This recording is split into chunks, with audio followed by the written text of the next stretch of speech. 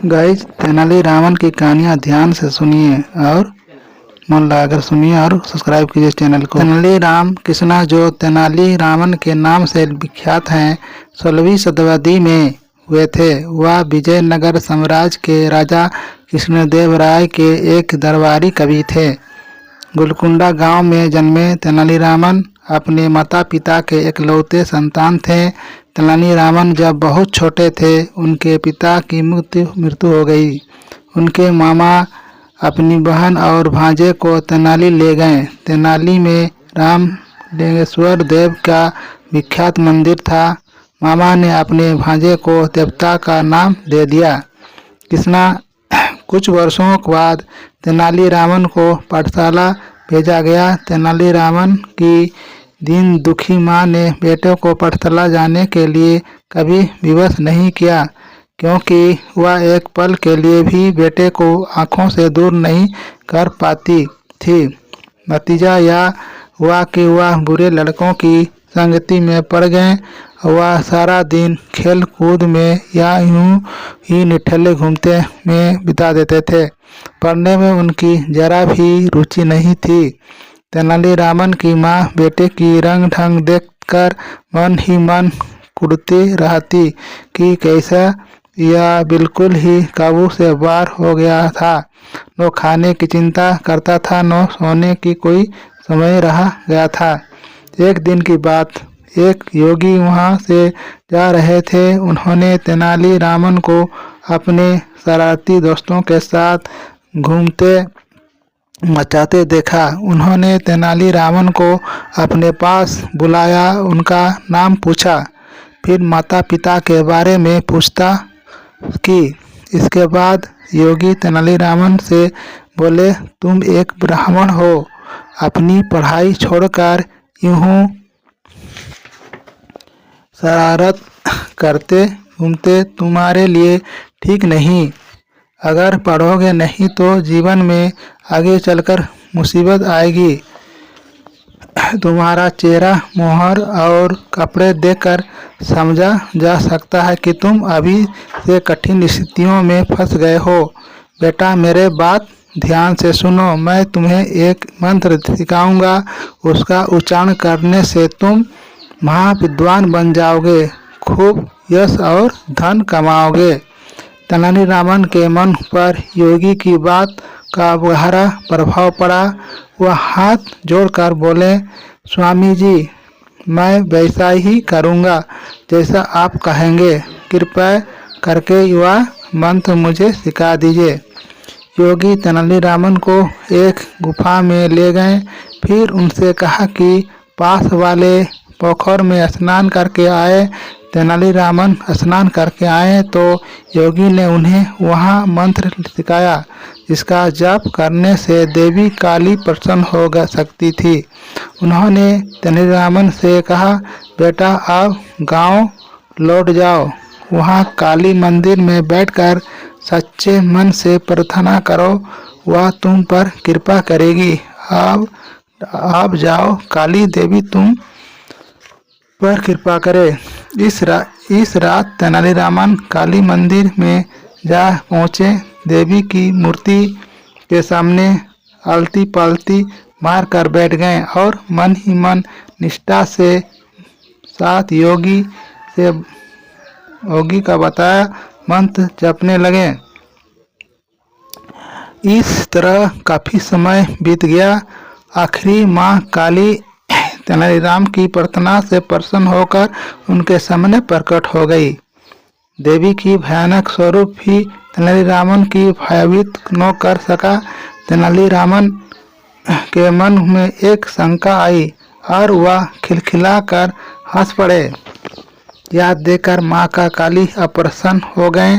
उन्होंने क्रोधित स्वर में पूछा, मूर्ख लोग जब मुझे देखते हैं तो डर से कांपने लगते हैं, तुम हंस क्यों?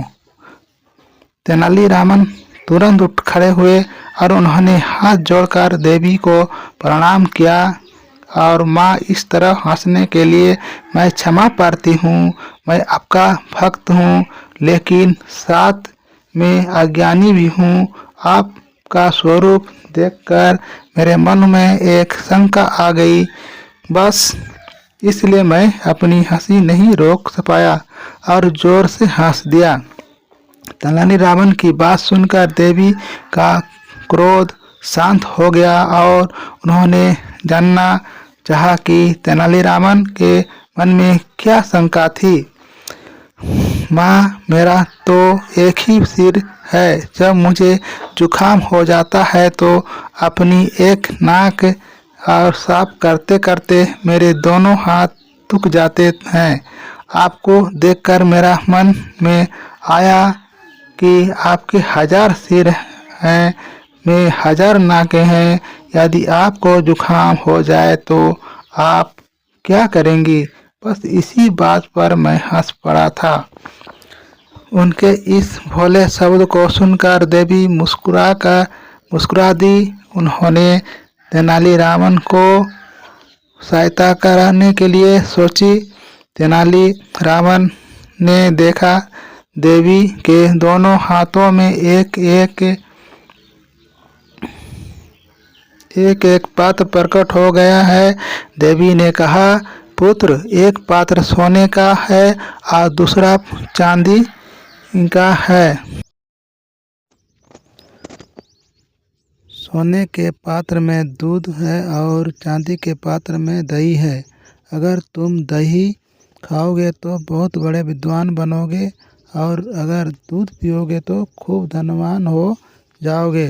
दोनों में से जो पात्र तुम चुनोगे तुम वही मिल जाएगा। तेनालीरामन बोले, माँ, अगर आप पात्रों को अपने हाथ में से पकड़े रहेंगे तो मैं दोनों में से एक को चुनाव कैसे करूँगा? अगर आप दोनों पात्र मुझे दे दे तो जो स्वादिष्ट जान पड़े मैं वही ले लूँगा। कृपा करके दोनों पात्र मुझे दे दीजिए। देवी ने दोनों पात्र तेनालीरामन को दे दिए। तेनालीरामन ने ध्यान से दोनों पात्रों को देखा और पलक झपकते ही दूध और दही दोनों पी गए। फिर उन्होंने श्रद्धाभाव से देवी को प्रणाम किया। आप संसार की माँ हैं। दोनों की चीज़ स्वादिष्ट थी, इसलिए मैंने दोनों को ही पी लिया। माँ, मुझे क्रोध न करें। मनुष्य को ज्ञान है और धन दोनों तो चाहिए। अगर कोई धनवान हो फिर अनपढ़ है तो समाज में उसका सम्मान नहीं होगा। इस तरह अगर कोई शिक्षित होकर भी निर्धन है तो इसका जीवन भी कभी सुखी न होगा। मैं दोनों की चीज़ चाहता था, इसलिए दूध के साथ दही भी खा गया। मुझे क्षमा कर दे माँ। यद्यपि इस बात पर देवी को तेनालीरामन पर क्रोध आया था, पर उनकी प्रार्थना सुनकर देवी के मन में दया भाव आ गया। फिर भी उन्होंने सोचा कि आज्ञा का उल्लंघन करने वाले को क्षमा नहीं मिलनी चाहिए। उन्होंने तेनालीरामन को श्राप देते हुए कहा, तुम एक विकट कवि विध्वंसी बन जाओ। देवी के श्राप सुनकर तेनालीरामन डर गए। वह प्रार्थना करने लगे, माँ, मेरे पाप क्षमा करो, मुझे घोर गरीबी से बचाओ। तेनालीरामन की प्रार्थना सुनकर देवी को हृदय पिघल गया। उन्होंने कहा, तेनालीरामन, मैं जो कहा वह होगा। यद्यपि तुम विध्वंसी बनोगे पर राजा महाराजा भी तुम्हारा सम्मान करेंगे। तुम प्रसिद्ध मिलेगी। डरो मत। इस तरह उन्हें आश्वासन देकर देवी अंतर्ध्यान हो गई। धीरे धीरे तेनालीरामन के मन में राजकवि बनने का कामना जागी। इस बीच मंगमा नामक कन्या से उनका विवाह हो गया। तेनालीरामन ने माँ और पत्नी के साथ विजयनगर जाने की योजना बनाई, पर मन ही एक आश्चर्यचकित हो शंका भी थी, क्योंकि उस नगर में वह किसी को भी नहीं जानते थे। कृष्णदेव राय के दरबार का राजगुरु दत्ताचार्य तीर्थ करते हुए मंगलागिरी आया। मंगलागिरी तेनाली के निकट थी। तेनालीरामन दत्ताचार्य से मिले और उसके कहा कि वह राजा के दर्शन करना चाहते हैं। दत्ताचार्य ने झूठ मूठ कहा दिया कि वह उन्हें राजा से मिलवा देगा और तेनालीरामन से अपनी खूब सेवा करा ली।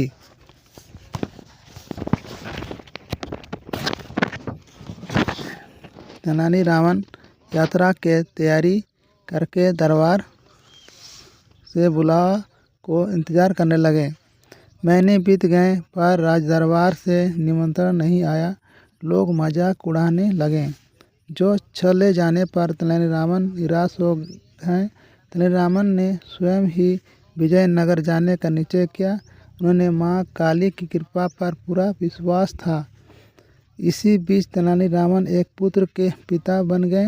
यात्रा के खर्च के लिए तेनालीरामन को गुलपांडु का पुरातनी घर बेच दिया।